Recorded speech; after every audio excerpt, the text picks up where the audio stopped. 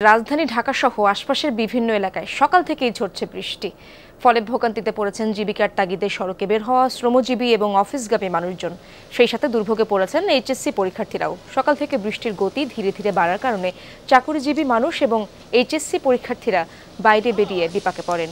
গন্তব্যে পৌঁছানোর জন্য যানবাহন কম সড়কে চাওয়া হচ্ছে বাড়তি ভাড়া। বৃষ্টির কারণে সড়কে আছে যানজট। স্যান্ডেলিনা সো, রূপচর্চায় আভিজাত্য।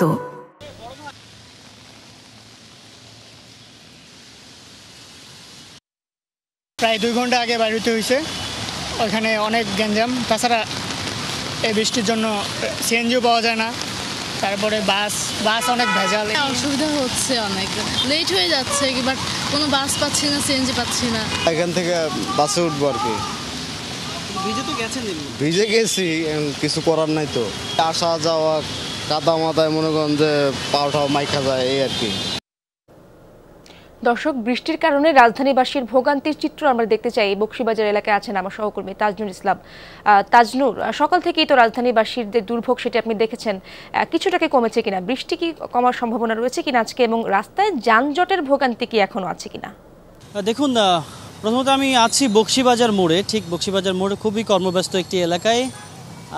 এই এলাকায় এখন এই মুহূর্তে আসলে বৃষ্টির সেই অর্থে তীব্রতা একেবারেই নেই, বরং গেল 1 ঘন্টা ধরেই বৃষ্টির তীব্রতা খুবই কম।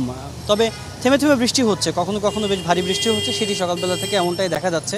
তবে বৃষ্টি থামার সাথে সাথে গরমের তীব্রতা বোঝা যাচ্ছে।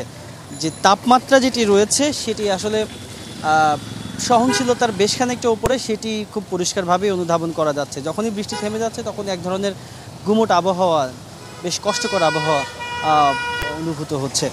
সব মিলিয়ে অফিসগামী মানুষের তো এখন সবাই প্রায় চলেই গিয়েছে, কিন্তু কাজের প্রয়োজনে যারা এখনও বাইরে রয়েছে তাদের খানিকটা ভোগান্তি রয়েছে। তবে যেহেতু বৃষ্টি কয়েকদিন ধরেই ঝরছে, যার ফলে সবাই আসলে ছাতা নিয়েই বের হয়েছে প্রয়োজনে যারা বিভিন্ন গন্তব্যে যাচ্ছেন।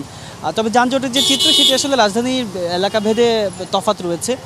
যে সমস্ত এলাকায় জলাবদ্ধতার চিত্র দেখা গেছে সেই সমস্ত এলাকায় স্বাভাবিকভাবেই গাড়ির গতি কম, যার ফলে সেখানে কিছু জটের চিত্র দেখা গেছে। তবে এই যেই এলাকায় আমি রয়েছি এই পাশে মূলত আজকে সাপ্তাহিক ছুটির দিন, সেই কারণে বাণিজ্যিক প্রতিষ্ঠানগুলো বন্ধ থাকায় যানবাহনে সেই অর্থে কোনো রকমের চাপ নেই, যার ফলে রাস্তাঘাট বেশ খানিকটা ফাঁকাই রয়েছে।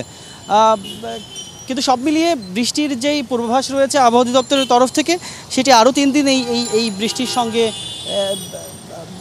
আসলে থাকতেই হচ্ছে। শুক্রবার অবধি এই যে থেমে থেমে যে বৃষ্টি হওয়ার যে প্রবণতা সেটি থাকবে, সেটি সেরকম কিন্তু পূর্বাভাস আবহাওয়া। ধন্যবাদ আপনাকে।